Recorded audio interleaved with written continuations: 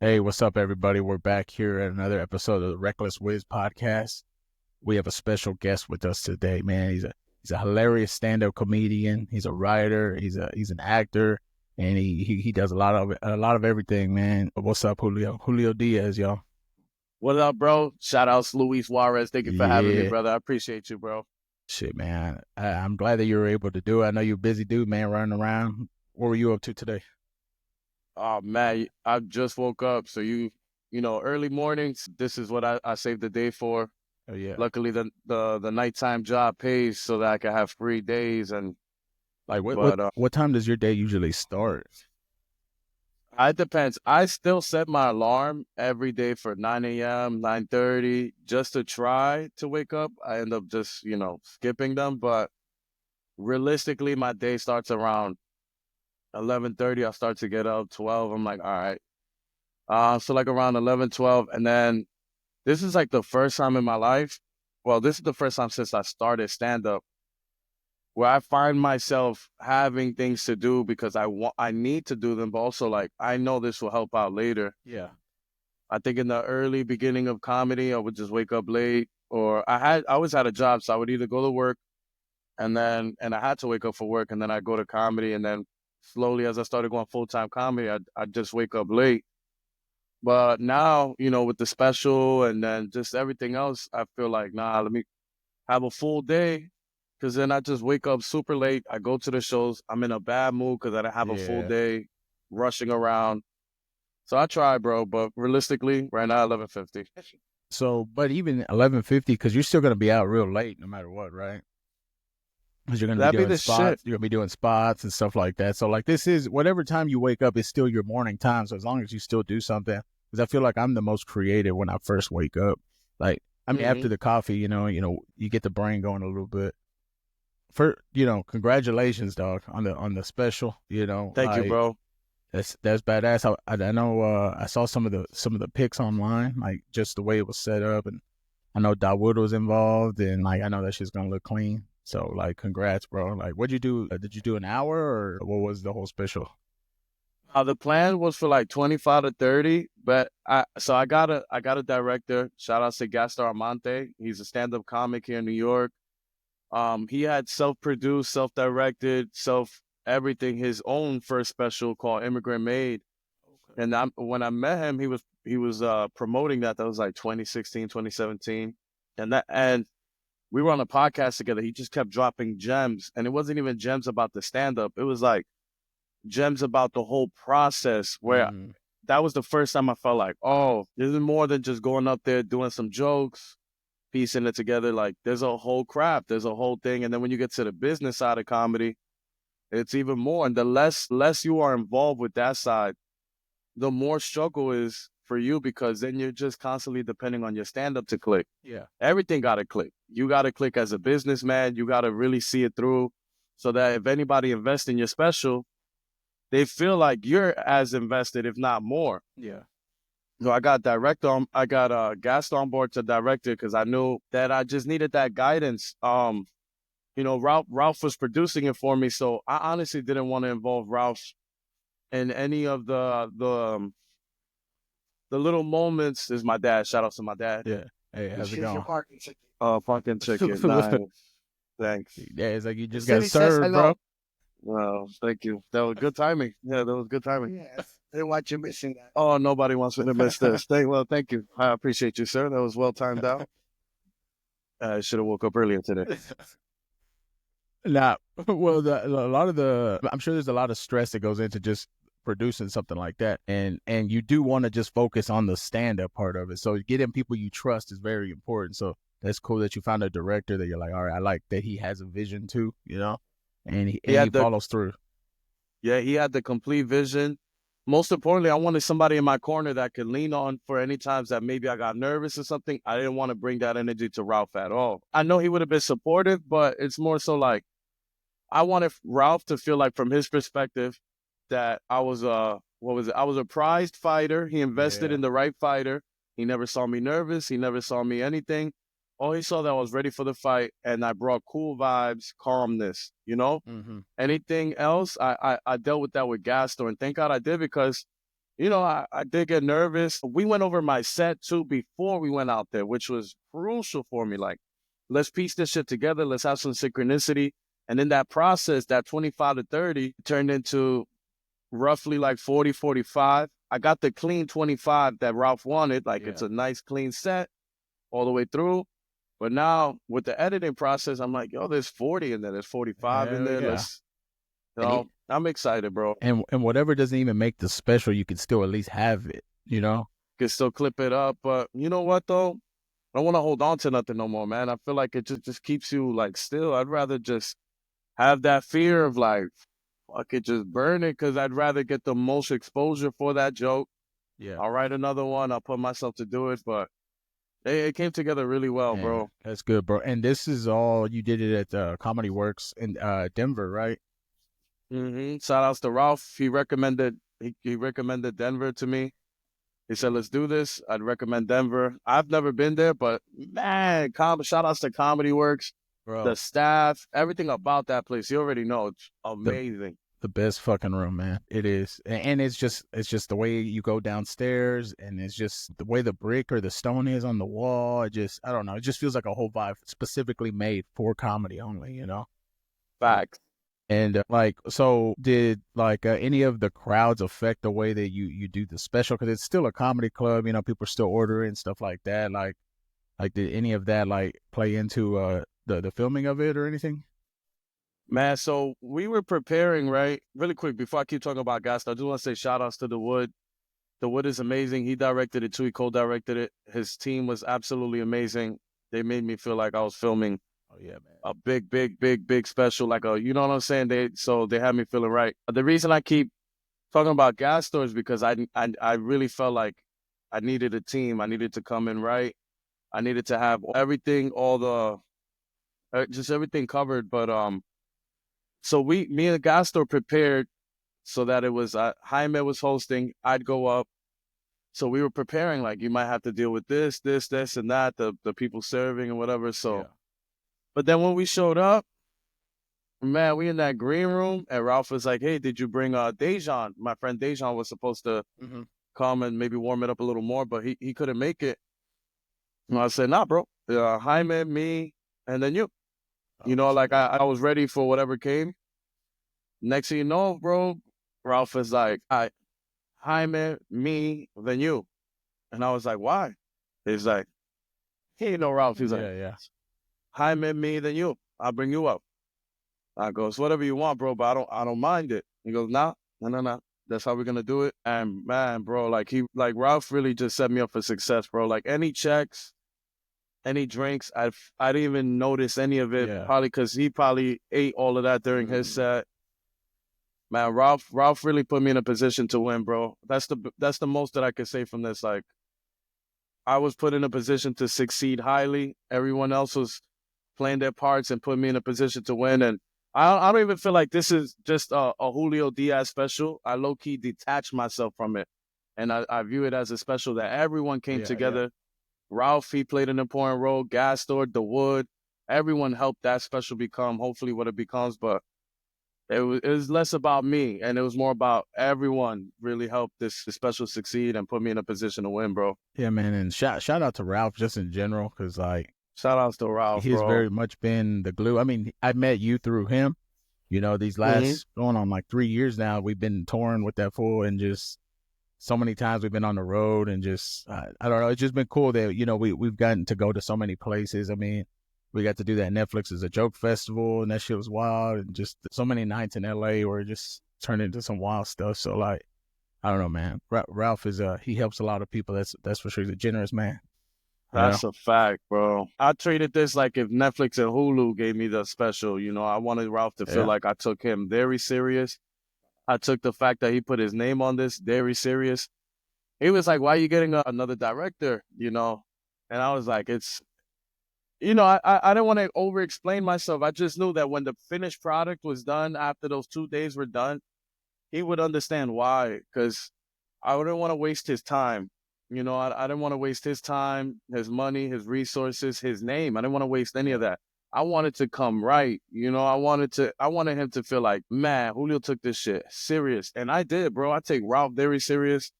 All he's ever done was broke bread with us, bro. All he's ever done was help Mhm. us out for the last 3 years. I was able to pay rent because of Ralph. Yeah, hell yeah.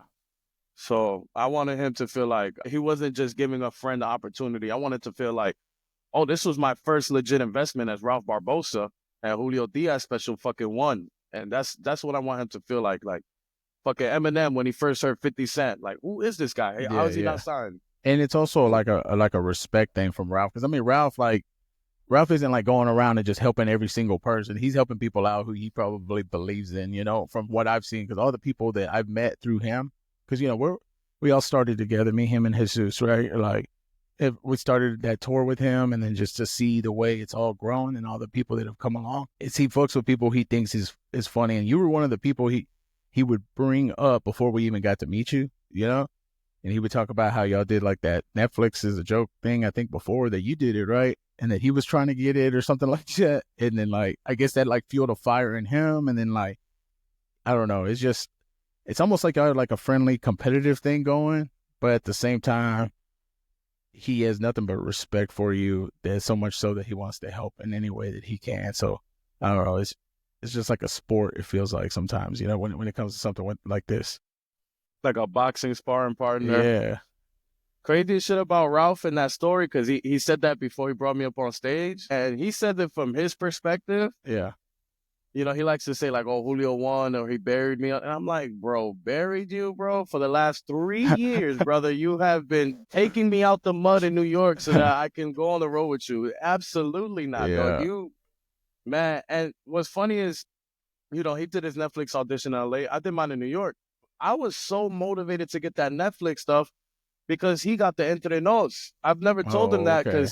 because his story is funny to me. I'm like, buried me, dog. You buried you. You buried me 4 times. He crucified me, brought me back from the dead, and put me on tour with you. I never buried nobody. But I wanted that Netflix shit so bad because I had just missed out on Entre Nos. They told me no 3 times, 3 years in a row. So I'm like, and then I saw that they picked Ralph Barbosa. Up until that point, I didn't know him. Oh, So yeah. probably the same way he felt about me before he met me, I probably felt about him, Yeah. like, oh, you know, putting that fuel to the fire. And because it was him and I think Gwen. I think her name was Gwen. Oh, yeah. They did that. They're like like both of them together on that little special, right? So that shit was eating at my heart. I'm like, I gotta get this Netflix because shout out to Edwin Lacona. He said, hey, I reference you for this thing. All you gotta do is pass the audition and you're good. But the only thing I could get you was the audition. I was like, the audition is all I needed.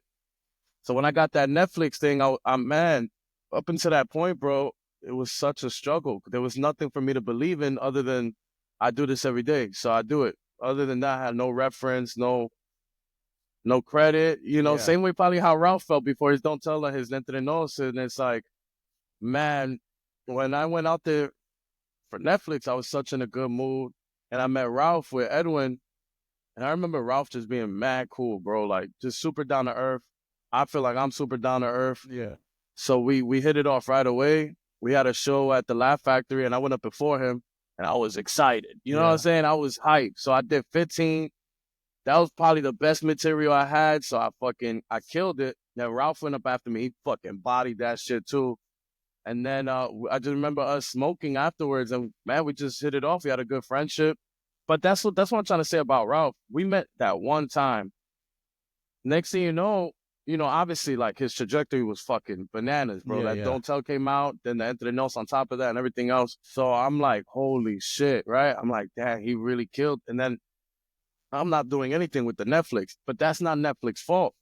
Shout outs to Ralph, because then I met him at the stand again, maybe almost like 6 months later while he was on tour with you guys. And at the stand, he was like, yo, what's up, bro? How you been? I was like, oh, I'm good, bro. So, yo, come with me, bro. Just Yeah. come with me to Rochester. I think it was Rochester was the first one or something like that. And I said, absolutely. And bro, he fucking treated me like family from day one. But the one thing that I will say that was the most important thing to me during the whole last 3 years was the gems that he told me to get me right for this special. Mm-hmm. It's not just about dropping material. You gotta be in momentum. He was in momentum before the Don't Tell came out. He was clipping up on his own. He was in momentum during that whole shit. He was in momentum in between the Entre Nos. You gotta be in momentum. You gotta build up your following. So you're retaining the customer. And just like how methodical and planned out he actually is, I think he don't get credit for that. I think people just think that he just shows up, he's funny. Yes, he does. But on top of that, my brother has a plan. He got a plan. He follows through with it. Mm-hmm. And that was what I gained the most. The most knowledge from Ralph was like, yo, be prepared, have a plan, momentum, and come on. Every time you see Ralph, he got a notebook and a pen. Yeah. Every time. That brother is ready for that war. He is. And he did always tell us too, he's like, hey, you know, once you get something that pops off, or like say you got a video that goes viral, make sure that you have shit that makes them stick to your page and just look at all your videos, you know? Because if you just got that one viral video, the odds of them following you, like, you know, drastically drops. But I mean, I think it's funny because, like, you know, I know Ralph and I know you, and just y'all both being a little vindictive towards each other because one of y'all got something and then it like just motivated both of y'all. I think that's really cool. But I mean, it's a friendly, competitive thing. And I also see that Ralph is like, he's just like a manic person when it comes to the writing, right? He's always writing. Like, I'll meet new comics and they'll be like, man, that's cool. You know, Ralph started in Dallas. I'm like, Ralph is like a freak of nature. He was working all the time, like writing all the time. And even if he wasn't able to get on stage, he was still writing, right? And then when I met you, I felt like you were like the same type of person too. And I think it's because he would go to New York, and I think he really respected or still respects the New York process of approach to stand up, where it's like you just get up, you write, you get up, you write, you get up, you write, you get up, and it's just like a work thing, you know, keeping it moving. And it's cool that y'all did that special together, man. I think there's a lot more stuff coming along the way too. So like, congratulations, dog. Like, and the fact that y'all did it and it's done, I'm sure you feel a lot more relieved, and then just working on the new shit moving forward too. I feel really good, man. I feel like I got the job done. There was nobody there, the club included, that felt like I wasted anybody's time. Like, I really felt like everyone who was involved felt like that I did my best, that I brought my best, that I wasted nobody's time. And yo, so Ralph going up before me was ill because he would give them a speech and then he would get them ready because he's the headliner. He was trying to make me feel like I'm the headliner, but that's because he's such a great person. Yeah. But let's be realistic. I'm not the headliner. Those people don't know me. They don't know me. So not only do you go up first, but then you're cutting your time to bring me up. Man, I'm not gonna lie. There was pressure there for me because I know he's not thinking about it like that. Maybe I'm overthinking it by thinking the crowd is thinking that. But I'm a realist. And if I paid money to see Ralph Barbosa, don't get off that stage. Yeah. Stay there. Especially since he did 30 minutes before he brought me up. Oh, God, he was killing. So I'm like, I got to come right. So my best 2 shows was the second and the fourth show because I needed to get my nerves out on that first one each night for whatever reason. So the first one was okay. The second one, honestly, that's the skeleton. The second one, I felt like, oh, yeah, that was the one, right? Mm-hmm. Yo, that next night, bro, because now Ralph is filming his too. My God, that next night, that third show, bro, I got a so in my head because Ralph fucking, he just fucking, bro, from beginning to end, just bombs, haymakers. Bro, you've been to the comedy work. Yeah. I'm on the side, right, waiting to go up. Bro, I swear to God, at one point I was like this. I'm like, he is murdering right behind that curtain right there. You could hear everything. That place is like, it's not that it's small. It's just so fucking loud with the laughs. The room shakes. Yo, that room was shaking, bro. And I started to go like, oh, shit. So the third one, in my opinion, was my worst show. Because I went up on stage and, bro, people were like that. They're like, God damn. I'm like, oh, shit. But I got the job done. The second one was the best one. And then I got all these other clips. And yeah, bro. Thank you, man. I'm good, excited, man. Bro. Yeah, so you got to meet Wendy and like spend some time at the condo and stuff, right? So that shit is ill. The condo's fire. Denver is just one of those cities too where like, I don't know, I feel like every time I've been there, I've also tripped on shrooms and I've had like some crazy like new material just come from it, just from sitting out there on that balcony and looking at the mountains, and you're just like, man, this is this is where somebody's supposed to come to train for stand up, you know. And then the fact that you got to do your special there, and a lot of other famous comedians have done their special there too, you know. So you're like, it's on brand for you, dog. Like it's good, dog. Like, Appreciate that. and like, you know, we do owe a lot to Ralph and stuff, but a lot of what got us to help with Ralph is the fact that you specifically, you know, you were doing it already, you know, and you The work started. has been rewarded. So you started in. You're from New York, Brooklyn, right? To be specific, and Yes, sir. and that's where you started stand up. And like, how did that all come about, really? Man, so I finished high school 2012, and I went to LaGuardia Community College Hell yeah.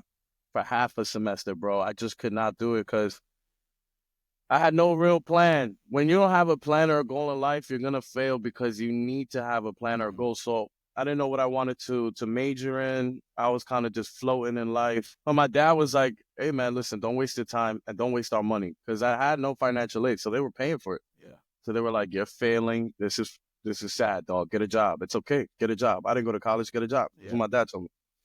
So he was like, "Get a CDL." So I started working from 2013. Moving forward, I just started working because I'm like, I'm not gonna go to school, waste my money if I don't know what I want to do. I'll figure it out later. I started working, started training to get my CDL. I had this job at my second job ever was at Napa Auto Parts. I used to deliver auto parts. I loved that job because I was in the car, I was smoking weed, I was high, delivering auto parts. And that's when I was always into stand-up, like from young, but I just never thought I could do it. But that's when I really started just dialing in on like interviews. I'd watch interviews heavy. I started getting into the Breakfast Club, but I started getting into stand-up interviews. I loved them. Same feeling probably people get when they saw their favorite comic on the Tonight Show or some shit and they sat on the couch. So I used to watch Comedy Corner with Cypher Sounds. Oh yeah. And I was on that shit heavy. And then I had gotten laid off from Napa Auto Parts in the summer of 2014. I got laid off, so I had 6 months of unemployment. Those 6 months, bro, I did nothing. I was trying to figure out my life. I was going on 20, just fucking depressed, bro. And then on the last day of my unemployment, Comedy Corner, I had Kevin Hart on. And there was this whole convo. And then at the end, Cypher goes, "Hey, listen, I'm doing a hip-hop intro to improv. If you're from the hood and you think improv some whack shit, some whatever shit, come do it with us. It'll make you feel at home and try something new." And the sign-up was that same fucking day. Like the video had came out a week ago, but the sign-up was that same day, right? A law of attraction, mushrooms. You know what type of time I'm on. Yeah. I'm like, this was sent to me because I thought I could be a funny character. I was a funny person in school. I didn't think I could do stand-up. I signed up for that class. I met Julio and Trinidad. Those were my friends right there, man. And we just started going to open mics. And then, man, like, it started slow. It started with one mic a week. And then I got to meet people like Usama Siddiqui. I probably mentioned him. Yeah, you know, he's from Texas, right? Yeah. He's, I think, from here in Dallas, too. Yeah, started here. Man, I mentioned Usama in a lot of podcasts because, like that, you know, you need to have mirrors in your life. Ralph is a perfect mirror. Yeah. Usama is a perfect mirror. You know, you see these people and the work that they're doing get rewarded. You get sidetracked into thinking that the person is being rewarded. The work gets rewarded. So I started paying attention to Usama because, man, every open mic I went to, not only is he getting up first. They're putting him up second. Yeah. So you start to hate in the beginning because you're dead last. They never pull your name out. But every time you met Usama, people respect people that do the work. So I'm there at the open mic. He would be friendly. But after a while, what really hit me was, shit, if I ran a mic, I'd put up Usama too. This motherfucker is out here everywhere. He is hustling. And I started pushing myself because then I started understanding his story. Usama would talk about, I moved here from Texas. My parents didn't support this. I'm sleeping on the floor in the living room in Williamsburg. And I'm there like, I have no excuse. Yeah. I was born here. I'm lucky enough to still be with my parents. What excuse do I have? So I started hustling. I said, nah, Usama, that was my biggest inspiration because I'm like, I'm not sleeping on the floor. Like, if this brother's out here really like just getting it. And once I heard that, I started thinking to myself, he deserves to be rewarded. Yeah, I'd yeah, put him up yeah. before me too. He's given up everything to make this work. You got to give up everything to make something work. So then I started going as much as I can. And oh my God, that's why you got to be momentum based.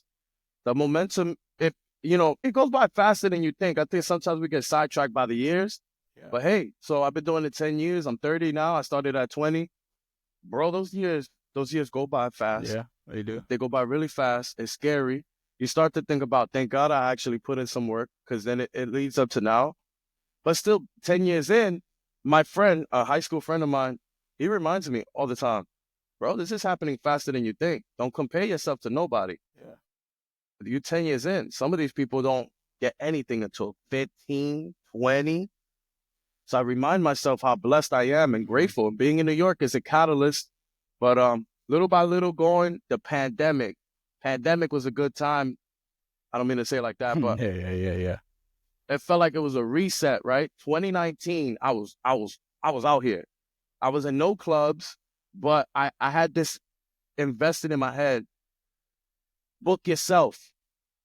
Book yourself. Don't wait to be booked. Don't wait for no opportunity. That was my mantra. Don't wait. Don't wait. Fuck it. Build it. They'll come. And I started producing shows with Talon Harris and Luis Galilei. Bro, I'm not even making this shit up. We must have had 3 monthly shows. 2 of them were weekly. So 2 shows every week. 2 of them were bi-weekly.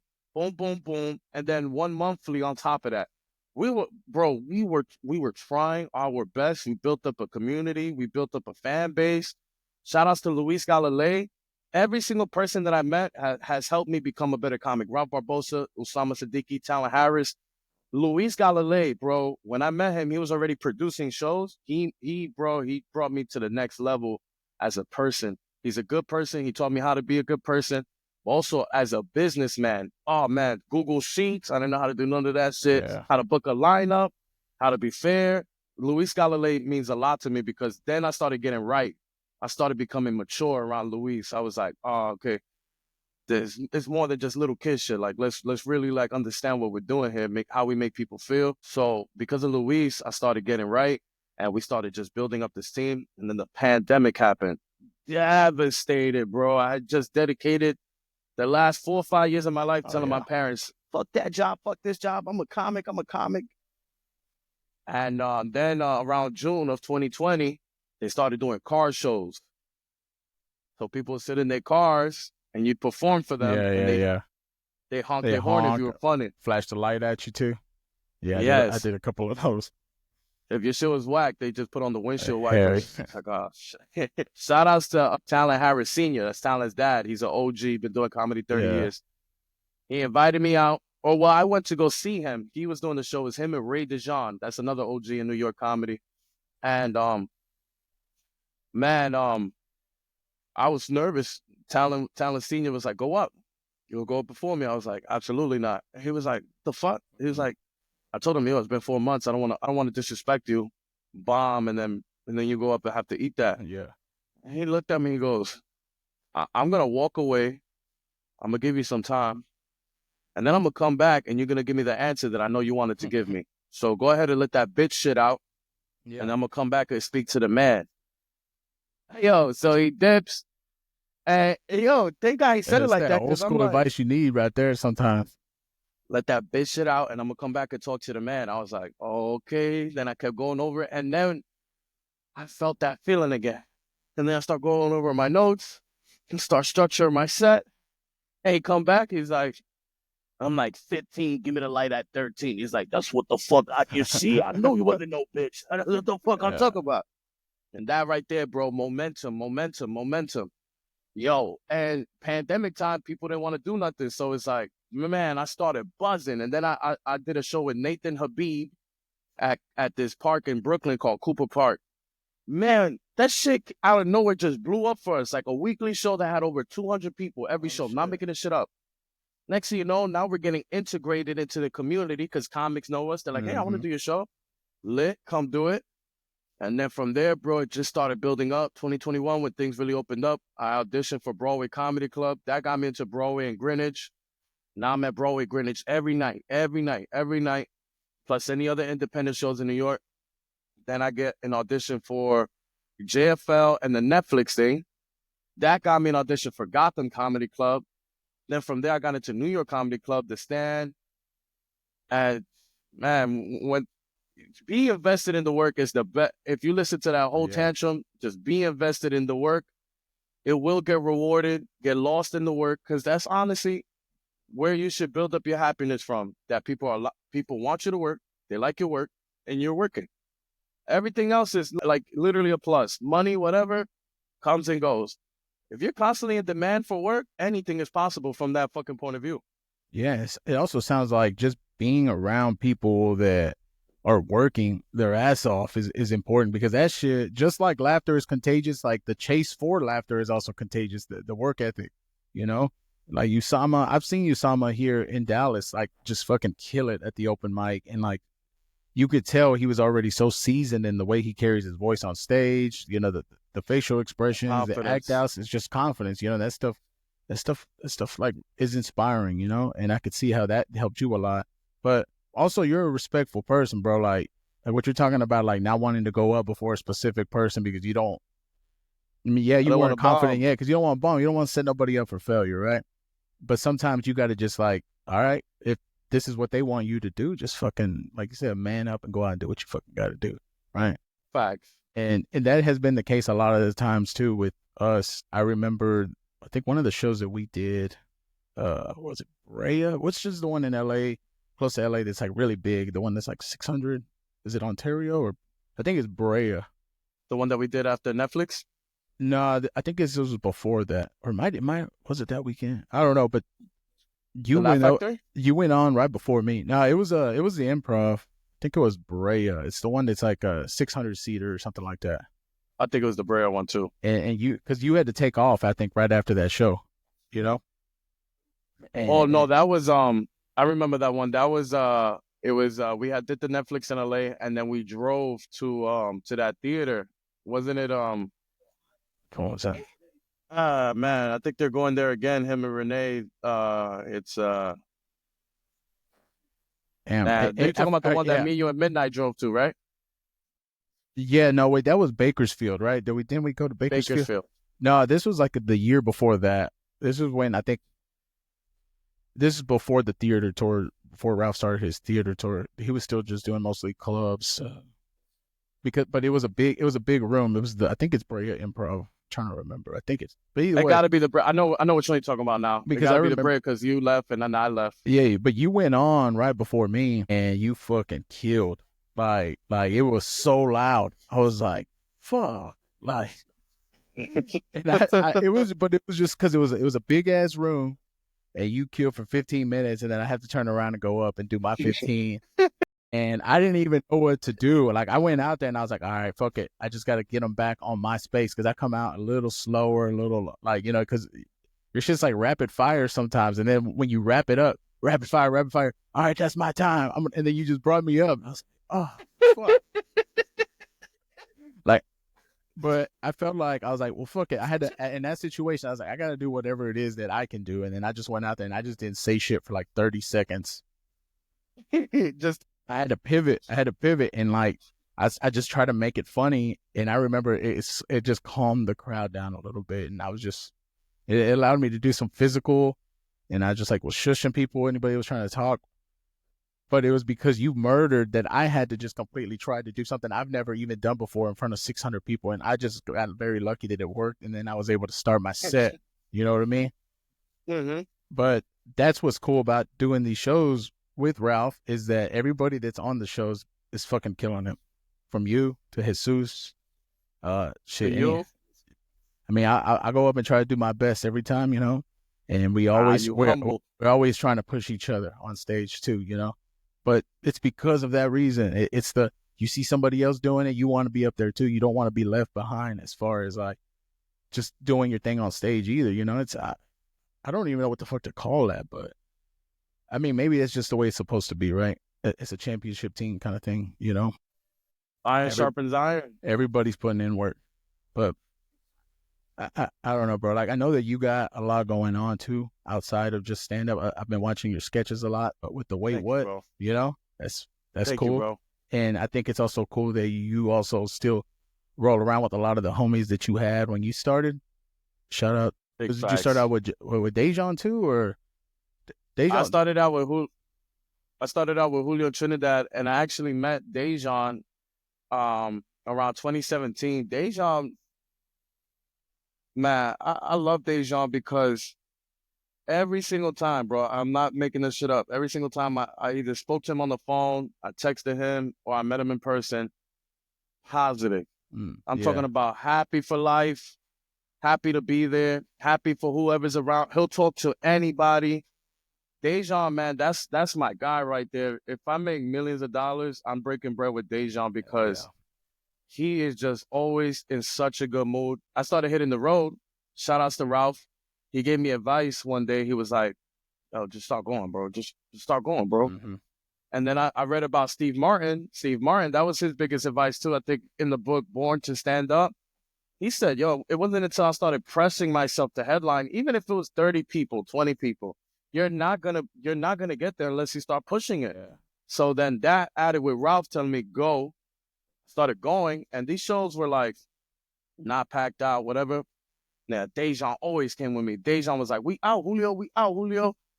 Good vibes the whole road trip there. Good vibes the whole road trip back. Me and Dejan, we started the new year together. We started 2020 from doing a headlining gig on the 31st in Boston, and we were driving back. So it was New Year's. We were on the I-85, I-95, coming back to New York. Yeah. And we were like, "Yo, Happy New Year's, brother. We gonna break bread. We gonna do this." So I met Dejan 2017. He was headlining a show that he produced at a firehouse in New Jersey. And he had met me before that. So he's like, "Yo, come feature for me." I was like, "Absolutely." And then it's that's why life is good, right? Because you don't always work together with people every day. Because everybody's life is different. Yeah. So as I'm doing the New York shit, Dejan's in Jersey, he started doing the Jersey shit. So I hadn't seen him for like 2-3 years. But I know he was busy. Then we came back together around 2020, 2021. And man, bro, like the same way Ralph felt about you guys when it was time to hit the road, who am I going to bring? Luis and Jesus, it was a no-brainer. Same way I feel about Dejan. It's a no-brainer. Like, just the vibe alone. You know what's up, bro. Yeah. You've been on the road for 3 years. You need that vibe. Yeah. More than, let's say I'm headlining and Dejan's featuring, more than him killing or warming up that crowd before. He fucking warmed me up, in a sense. Like, he got me ready. We're in a good mood. He got the vibes right. And so now I'm ready regardless of what happens. Regardless of how Dejan does on stage, his vibe alone got me feeling good. And that's all I needed to bring when I headline. I just need to feel good, and then I'll make them feel good. So Dejan, man, that's my guy right there. And I met Dejan, I think when we were in DC, and yes, very positive person. Like, and you need that positive energy around you, especially when you're the one doing your headlining stuff, you know. And I think that, and I want to say it was DC, and me and you had just started talking about like just doing more headlining stuff. And I was like, all right, man, I think I'm ready. I mean, I like featuring and doing stuff with Ralph on the road, but you know, I just want to do more time, you know. Like, the only way you can do that is to go out there and do it. And that's the advice that you gave me. You're like, "Yo, man, you just got to go out there and do it." And I think that's why you were there. And then I think you came to do the show or something. And then we hung out or something after and smoked. And that's where I met Dejan, shout out to Dejan, real nice dude, man. Positive guy. It was the Philly show. Me and Dejan drove out to Philly. He helped me. Even on, that's why, bro, I break bread with Dejan. Even on shows that he's not on, he's like, "I'll go with you. I'll help you drive." Yeah. I'm like, "You sure?" He's like, "Yeah, I'll go with you. I'll help you drive. I'll help you sell merch. I want to be there." And that reminded me of me, because I did that same shit 2016, 2017. I'll take my dad's car. I'll take a headliner to a show. Even if they couldn't give me time, I just wanted to be there. I just wanted to see it. It was productive for me. Mm-hmm. I was in the room. Oh, Dejan reminds me of that. So we went out to Philly, and I'm extra. Y'all don't see me bring nobody into the green room. Never. Yeah. So whenever I bring somebody, they're an extension of me. Mm-hmm. I trust this person. So Dejan, if I wasn't in the green room, Dejan left the green room, right? Yeah. You can't teach that. And I'm not saying that's important, but it's like, if you came with me, I'm not in the green room, I'm on stage or some shit, just leave. Leave the green room. Yeah. It's not that they don't like you, but it's like you came with me. Mm-hmm. So until they have a friendship with you, just leave. Or you're going to be awkward or they're going to feel awkward around you. Dejan, he just knows the vibe. And then, so that weekend, I was talking to you like, yo, just do it, because then I couldn't stay with you in Philly the whole time. I remember Ralph was like, oh, you leaving? I was like, yeah, bro. Going to Wisconsin, a headline. It's a Yeah, that's what it 50-seater. was. Yeah. But I'm headlining. Ralph was like, he gave me the Mr. Miyagi look. He was like, Hell yeah. I was like, you already know, Chief.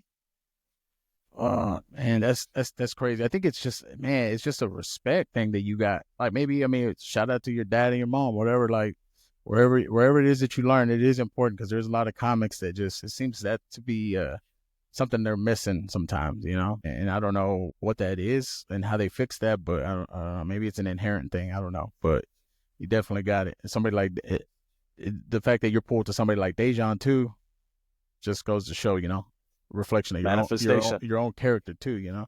But I don't know, man. Like, what do you think is like the next step? You just want to keep on doing some stand up for a while, or like I know that you started acting more, right? Didn't you just do a movie?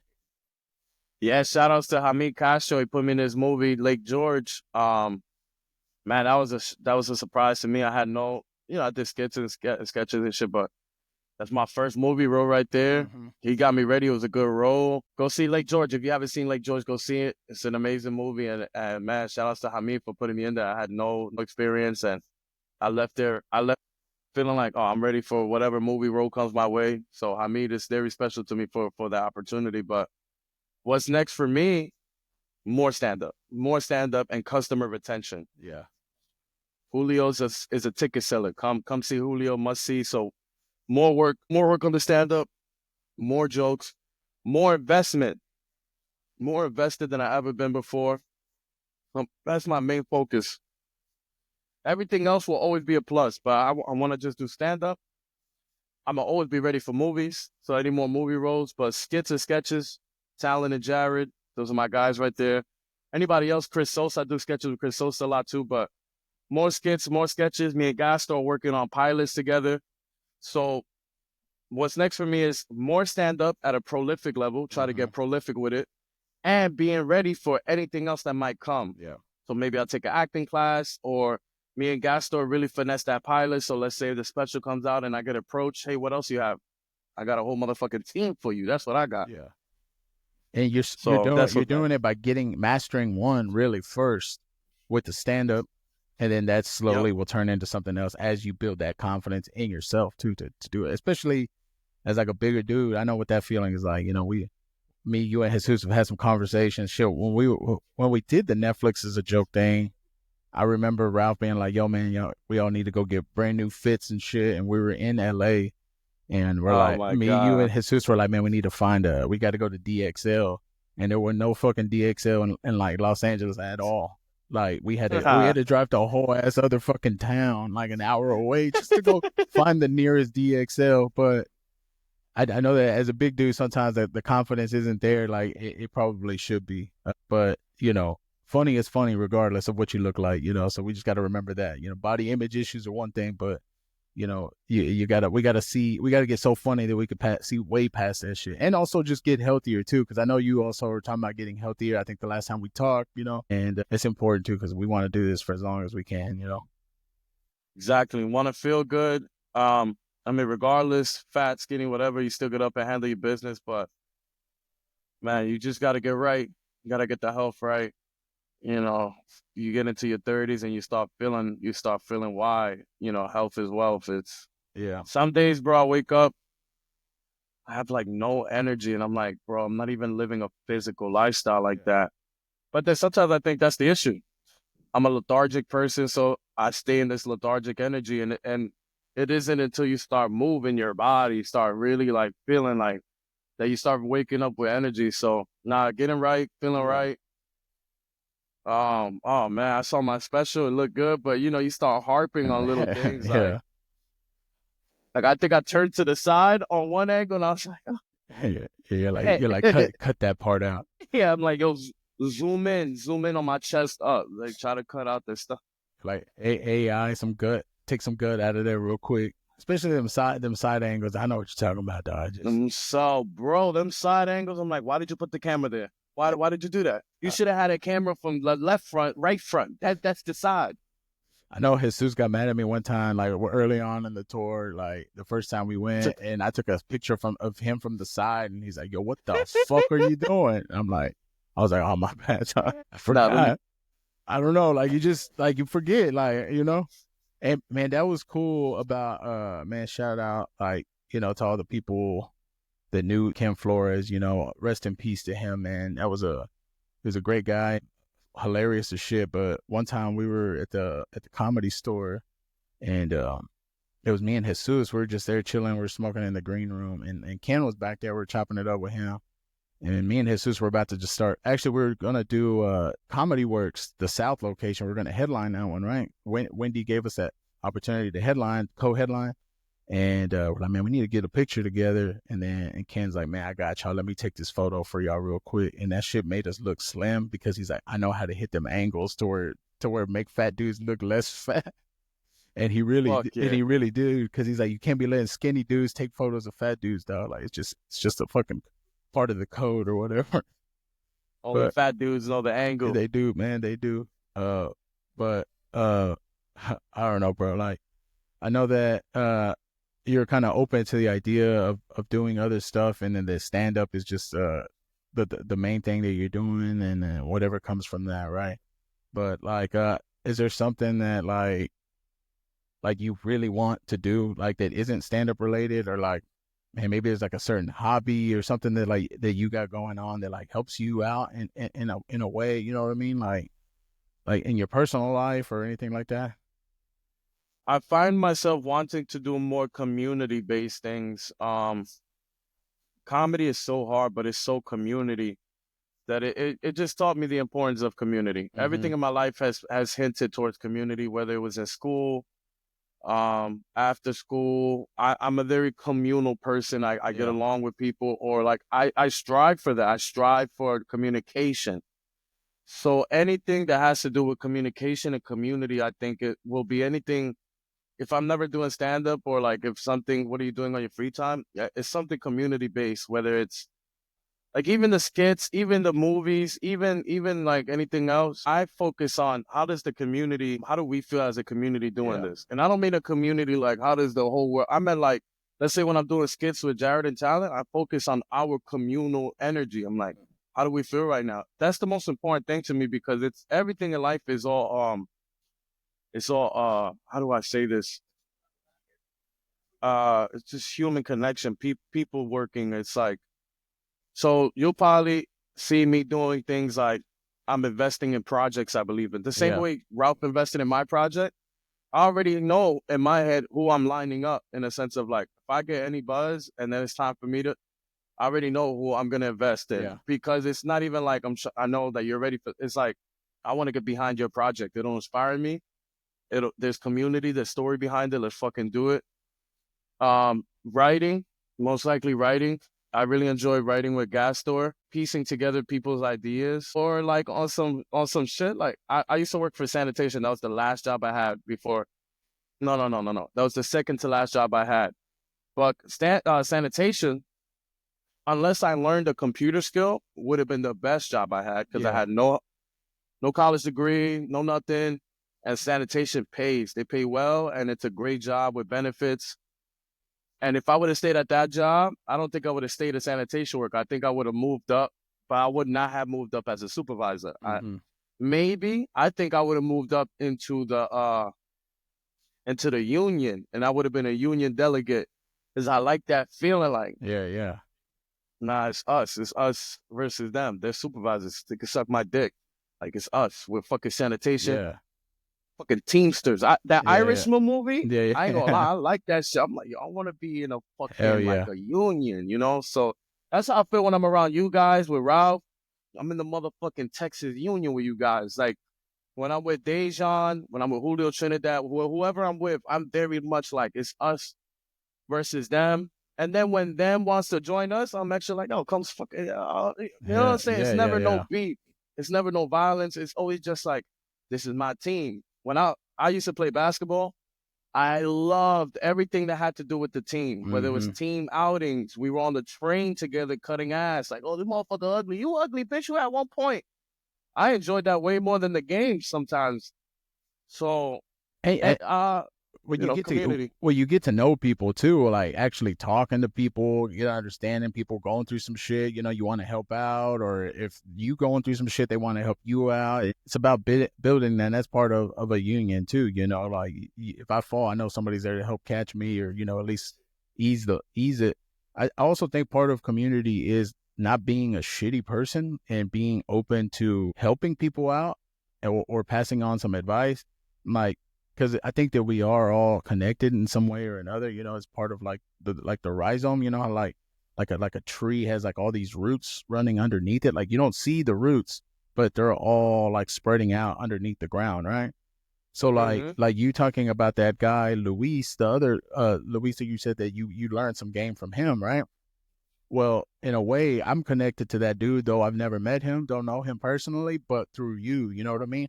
Because that stuff passes on. And just like I'm sure I'll take some of this game and pass it on to somebody else, and we're all connected as long as we're all open to helping out, you know? Facts. And you know, we've been around this shit to where we know when somebody seems a little too optimistic, not optimistic, but opportunistic, right? Like you're like, man, you're Mm-hmm. just around, you're not really like, they're just here to take game and nothing else, kind of thing, you know? Then not give back. And it's also having that, I guess, discernment of knowing like, hey, you know, maybe this vibe isn't, something's off about the vibe of this person right here or whatever.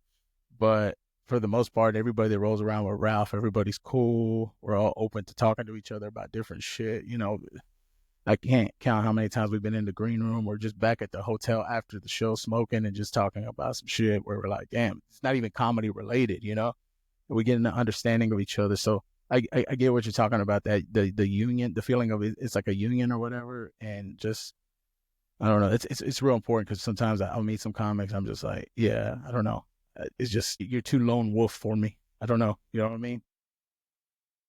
Can't even blame some people sometimes. Comedy's so hard, it's fake sometimes too. So it's like you build up that lone wolf shit, but man, you gotta just be, let's say if the world is making you feel like shit, just be ready to make the next person not feel like shit. Yeah. I've always found myself feeling better because I was on my right state of mind or my right attitude. When I'm ready to conflict or be confronted is when I'm the one being confrontational. Mm-hmm. So I just remind myself, like, don't let that person ruin my vibe. Like the next person is just as good, and I'm not innocent of nothing either. So I just try to remind myself those things. I think my main agenda, really, I want to build up Julio Diaz the comic. I'm detached from that. I want to build that up to the highest level, be a prolific stand-up, but on the low, I want to be a killer of the community. Like I really want, when comics think of New York,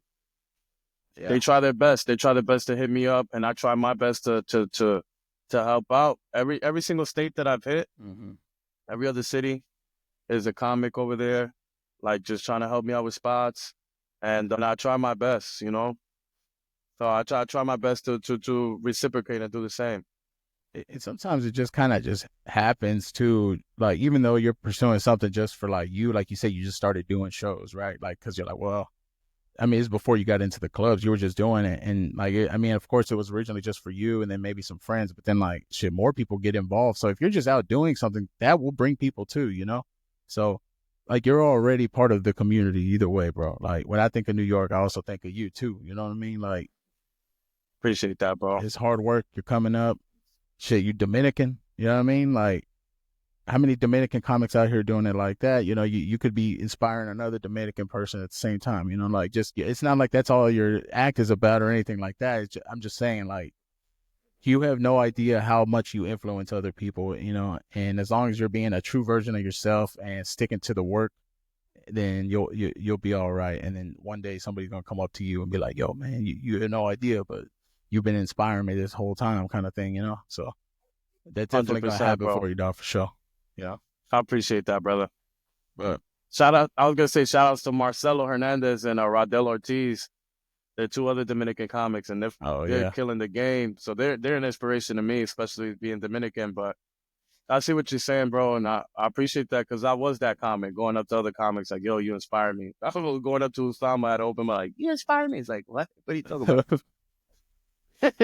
What do you think there's anything about being Dominican that like well let me start by saying that I worked with Marcelo. I got to feature for him at the Arlington Improv like back in like September, and he did like an hour 20 each show, you know, or like maybe like I think he was gonna do like an hour 15 or something, but he would do roughly like an hour 20 every show, and he was like a fucking machine gun with the jokes, dog.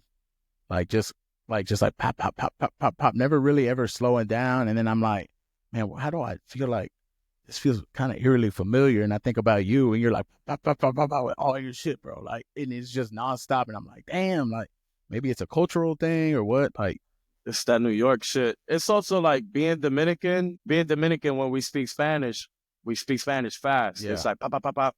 So I think, I don't want to speak for Marcelo, but I think when I speak English, I'm speaking English, yeah, but sometimes I'm doing it in a Dominican rhythm where it's like fast or it's like, and then yeah, on top of that, Marcelo came up in New York. You know, I know he was in Florida and shit, but Marcelo was out here barking for the Grizzly Pear. yeah. He's a New York comic, so I think it's a little both. It's like that Dominican Mm-hmm. fast speaking already, but also that New York. We're getting 5 minutes in the beginning, sometimes 3 minutes, but you gotta hit. You gotta hit right away, Yeah. and you gotta hit them strong so they remember you, and so the club is like, why we only put him up for 3-5? That was a mistake. So it's that last per minute Mm-hmm. is king. It's king in New York. It's almost gold currency. How many times did you make him laugh per minute? But sometimes we get disillusioned in that shit. I remember when I was opening up for Ralph and I had just met you, Jesus.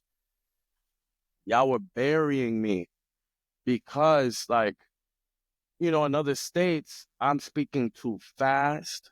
Mm. It's also like, whoa, calm down. Other states make me feel like I'm too excited, so it's coming off nervous. Yeah. And then when I watch you, I watch Jesus and Ralph. It's not that y'all slower, but y'all are more intentional, and y'all give a lot of space to laugh, and it builds, and then they build with you. So I needed to learn pace of tempo or switching up my tempo or finding different ways of doing it Mm-hmm. that doesn't make me feel like I'm slowing down. I hate slowing down.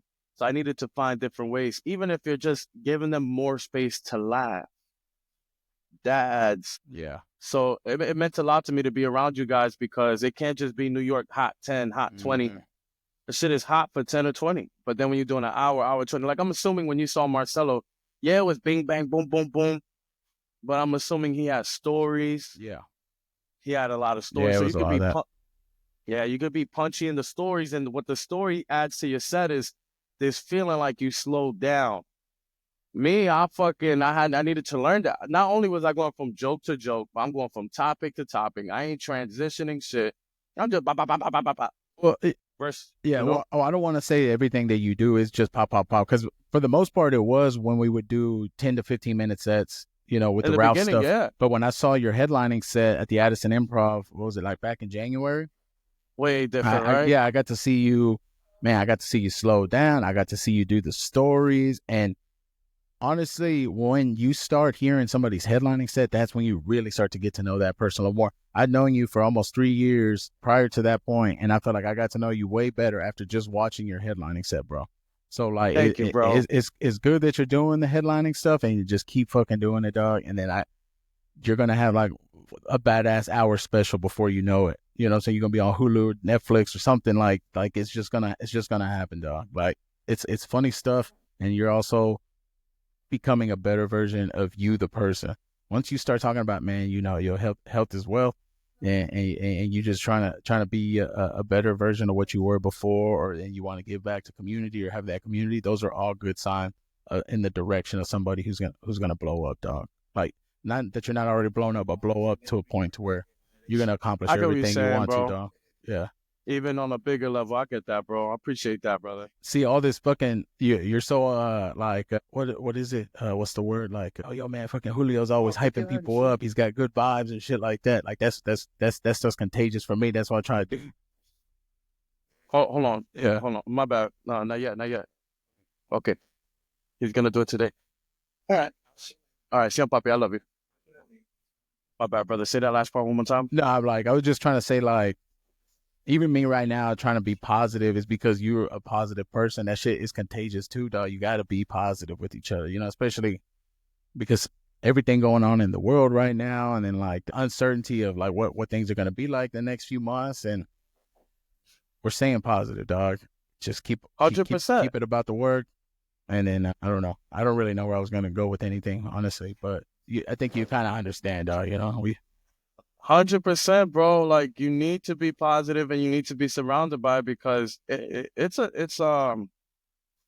it's way more contagious than people think, people's energies. And man, I found myself detaching myself from people just because they didn't believe in themselves. Yeah. I'm not trying to say that disrespects me, but it's like, you not believing in yourself, you may not see it, but you're bringing us down. You're going to do something in an action-based form. Yeah. That brings us down. And it's like, bro, if you want to sink, that's fine. Yeah. Don't bring us all with you, dog. I always was depressed. Like, seriously, I always was depressed. I always had self-negative images about myself, but I always tried to just be fucking present or just be around people and not harp on it, like, Yeah. forget about my issues. Like, when I'm by myself, I'm always harping on shit. So when I'm around people, it gives me leeway to not think about it. I don't even, bro, this is not even like some fake shit. Bro, I forget about that I'm fat until I look in the mirror. I'm going to be honest with you, bro. Like, because I can't harp on that the whole day. Yeah. I can't. So it's like when I'm around people, shit, I'm at my best attitude. I'm in my best feeling because it's like when I'm around people, why am I going to be that guy? So you got to. That's why I bring Dejan with me everywhere. You need to. Your network is your network. And that's why, like, having good people around is a mirror of you.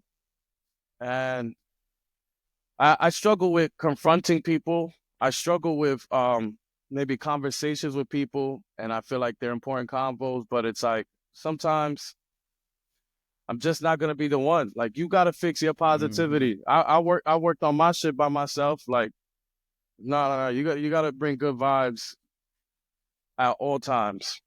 Yeah, we have our bad days, but don't. Yeah. Unless you need it to vent, don't bring that energy. Yeah, and it's happened quite a bit in the last few years where shit, a lot of us, and you were there for a lot of these shows too, but when me and Jesus and Ralph were around, man, there was times where shit, we're all moody at one point, or we're not feeling something's going on in our personal life, but I think now over time we're realizing we're like, we know each other, and we it's like we're picking up on because we've been around each other so long that the patterns are there, and you just, I don't know. Yeah. It's natural. Yeah. I remember one time, I don't know what city I was in, and I mean, it was like all four of y'all, and I was just like, y'all just need a day apart. Day, like, you go to your crib, and y'all just need to sleep it off, because it's natural. Y'all was on the road every weekend together. Of course something is gonna, I'm not saying me and Dejan is always positive. Sometimes he pisses me off too. It happens. You're around. It's like AAU basketball. It's like, oh God, this person pisses me off. But it's because y'all getting close. Y'all brothers. At this point, y'all brothers, and shit, me and my brother, my sister, we beef, but I love them.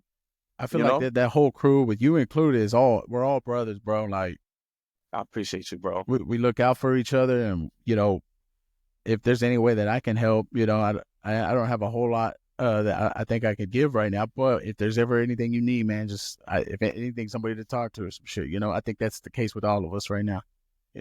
That's all we have. That's like the base. All we need for each other is just like, yo, you need somebody to talk to. I got you.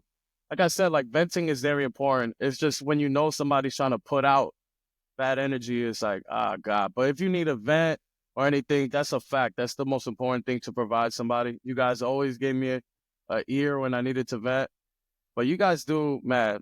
Luis, you were always there for me, bro. You always gave me good tags. Just hearing you talk about stuff like a pilot, or just right now, you just saying like, man, you're included in that. You're in the brotherhood too.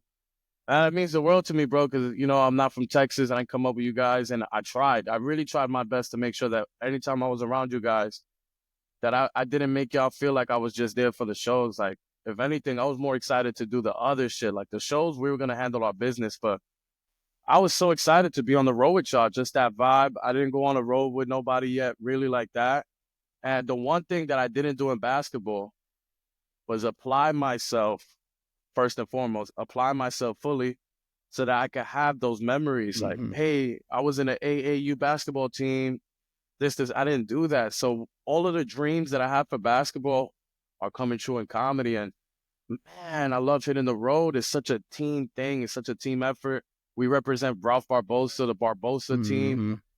And I get so excited that I'm like a heavy hitter for him. Like, yeah, I'll go fucking level out that crowd for you real quick, bro, and bring you up like the man type shit, you know? And it was always community. It always felt like community, going to Men's DXL together. Yeah. Ain't nobody going to Men's DXL with me, so y'all coming with me, Yeah, make me yeah. feel good.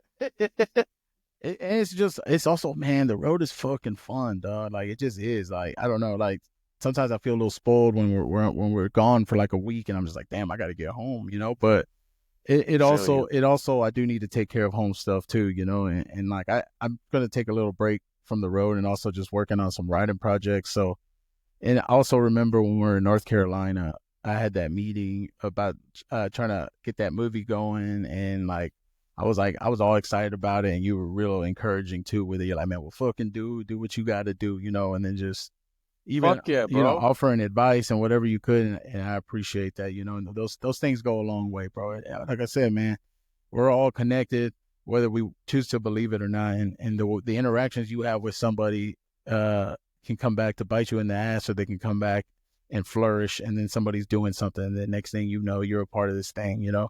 Like, Ralph wasn't who Ralph was right now, but you knew him back then before all of that, and look where it got you as far as like him helping out, you know what I'm saying, like with the special and Fact. everything like that.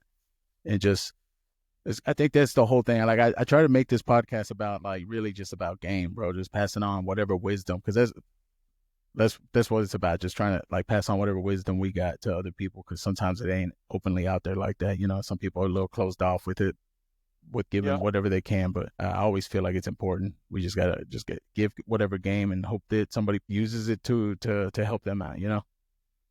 I will say the biggest gem that will last me a lifetime and the epitome of the last 10 years in stand-up, literally, you could be the funniest person in the world. The reason why I'm getting booked, the reason why Ralph was so willing to like put his name on the special or just anything, it wasn't how funny I was. That was a plus. It was how I made people feel when I came into the room. I cannot stress that enough. Every single comedy club in New York that keeps me in their club or keeps booking me, it's not because I'm handling my business on stage. That's a plus. Yeah. It's because I come into the room and I greet everybody, all the bartenders, all the servers, all the comics. Even if you're open mic, you're not on the lineup, I'm saying hi to you. Yeah. You got to make people feel good. That's what they'll remember the most. If you're not getting booked and you think you're funny, it's probably because you're a shitty person. You probably came in with shitty vibes. You have an attitude. You thinking you're a star. And no, fuck you. The world don't know. Fuck you. You got to come in and treat everybody. They're on the same level as you. We're all fucking humans. Everyone Mm-hmm. is trying to drink water, trying to eat food, take care of their family. So who are you? Just because you chasing your dream don't mean shit to me. Yeah. Nah, you got to make people feel good. Ralph, I met him one time in LA. And that one time was all he needed for him to be like, I'll take you on the road with me because I like the vibe that one day in LA. Yeah. Sincerely. That one time led to all these opportunities. Edwin Lacona, anyone that has ever helped me, they probably helped me just because I made them feel good. Whether it was my childish innocence sometimes or whatever. Gotta make people feel good. That's the biggest gem I got for you, for anybody. That's true. Got to. They'll remember that more than your best joke. Bro, I appreciate you doing this podcast, man. I know that somebody's gonna watch this and definitely get something from it. Is there anything you want to like promote, or like maybe you want to shout out your Instagram, your sketch stuff? At Julio Diaz Comedy on all social media, JulioDiazComedy.com, coming soon. And my special, Shake the Room, is coming out on Ralph Barbosa's YouTube. Luis Juarez, thank you, brother. Thank you for having me. Thank you. I appreciate the platform, bro. Thank you for doing podcast. Congratulations, bro, on the special. And I look forward to checking it out, man. All that info will be in the description. Make sure to follow Julio, man. And yeah, bro, I appreciate it, dog. I'll catch Thank up. you, brother. I appreciate you, I'm gonna catch up with you soon, man. Yes, sir. All right, dog. Take care, my brother. Conquer the rest of the day, dog. You too, bro. Already. Witty, witty, witty.